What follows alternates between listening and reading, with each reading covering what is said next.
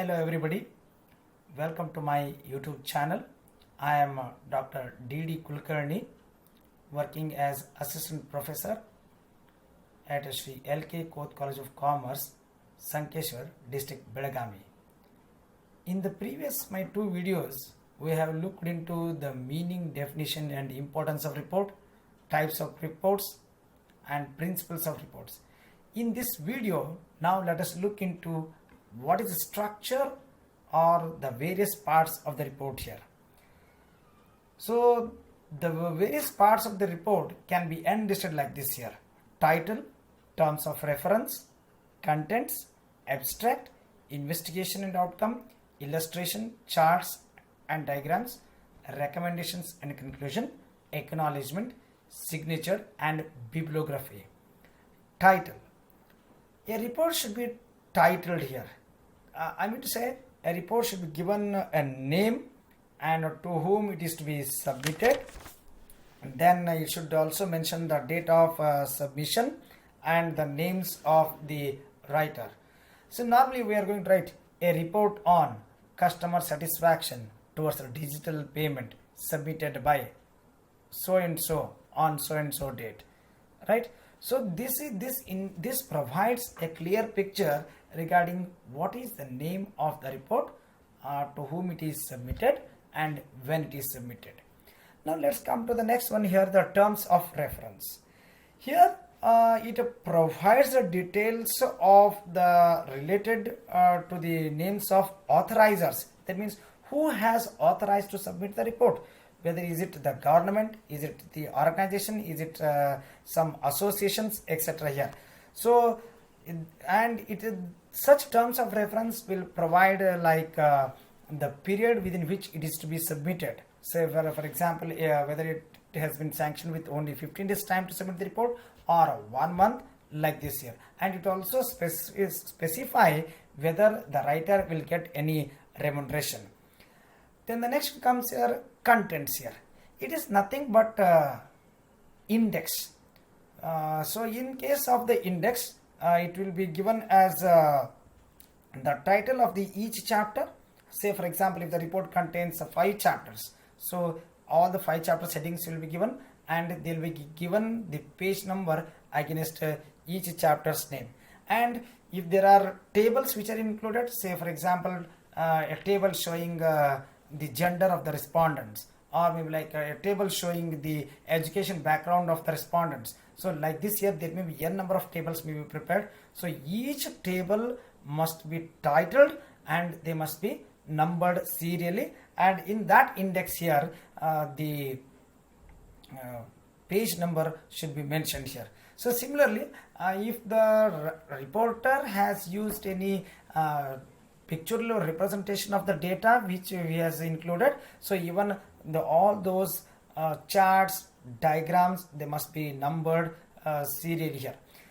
Then comes here the abstract. Say for example, when a report is too lengthy, in such case here it should provide the summary. And remember here, usually this abstract will be given at the beginning so that the reader will come to know regarding what is the content of the report in a very short time. So it is nothing but the summary which is provided here. It provides the gist of the report here. You may be knowing, say for example, when the former Lokayukt Santosh Shegde gave a report of 800 pages on mining in Karnataka, it's very difficult for a reader to go through all those more than 800 pages together. So in such case, in order to provide the flexibility, in order to provide a kind of advantage to the reader, this abstract will be written here. Then the next one comes here, investigation and outcome. So in this process here, in this part, the reporter delineates the process, how he has carried out the research, I mean to say how he has carried out the study.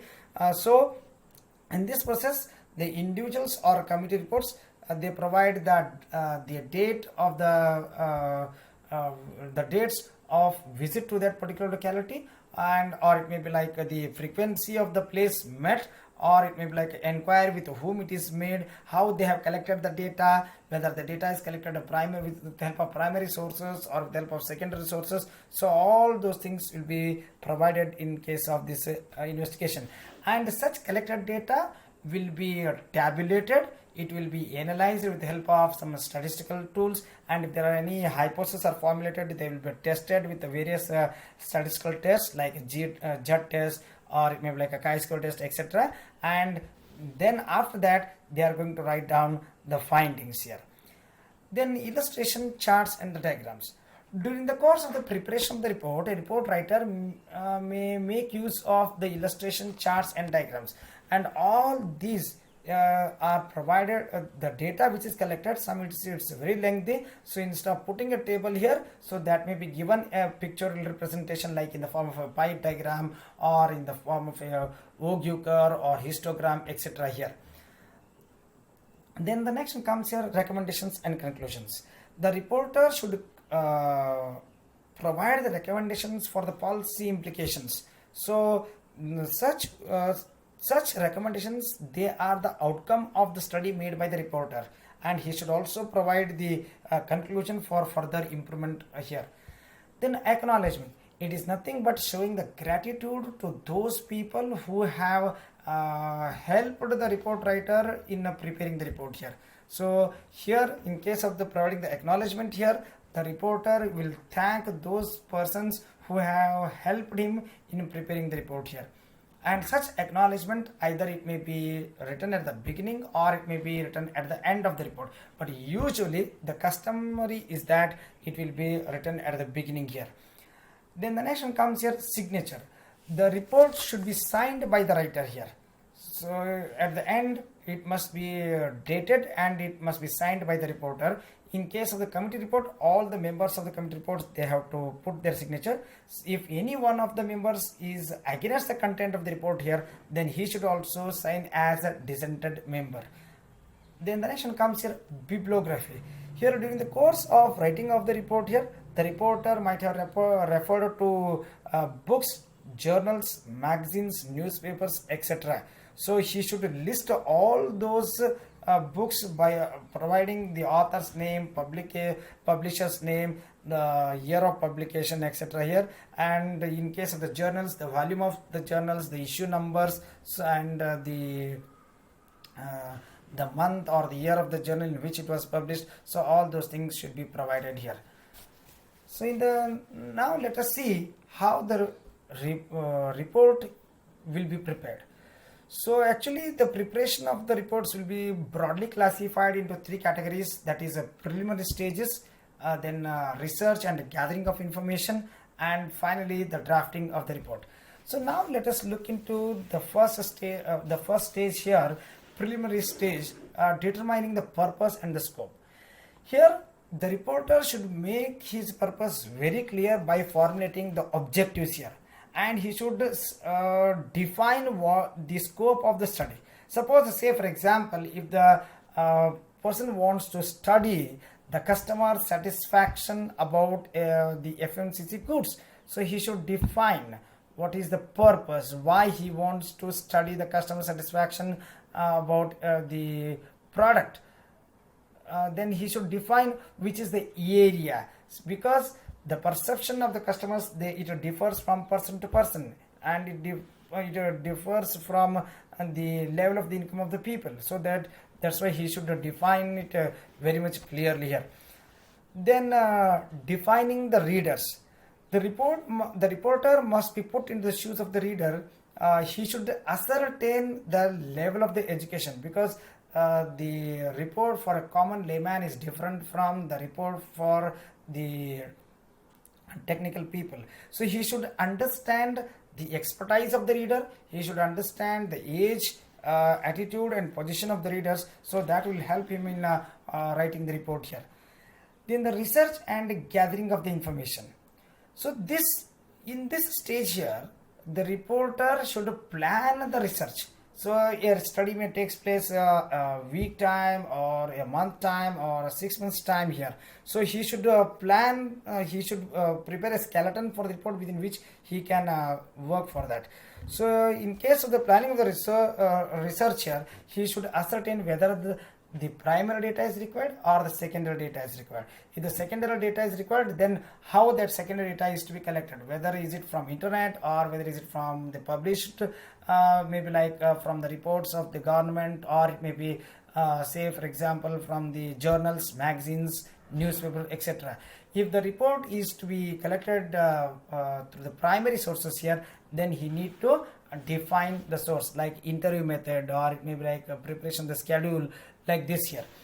Then he should also make this making and storing of the notes here, because always man's memory is very poor. He cannot remember things for a large time, for a lengthy time. So that's why he should go for proper recording and taking the photographs during the course of the collection of the data and all these things here.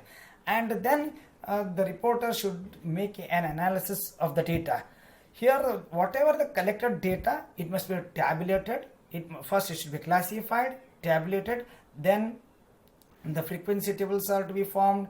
Then there must be analysis of the data by making use of the statistical techniques like percentages. If the reporter has formulated any kind of hypothesis here, so those hypotheses are to be tested with help of some statistical tests, like it may be like a t-test, or it may be like a z test or a chi-square test.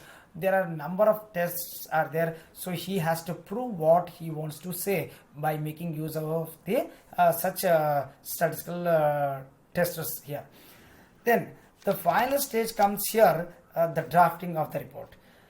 Here this is the last stage of the writing of the report here. So a report should begin with the title, the terms and conditions, and it must be written accordingly to the structure here, which we have discussed previously here.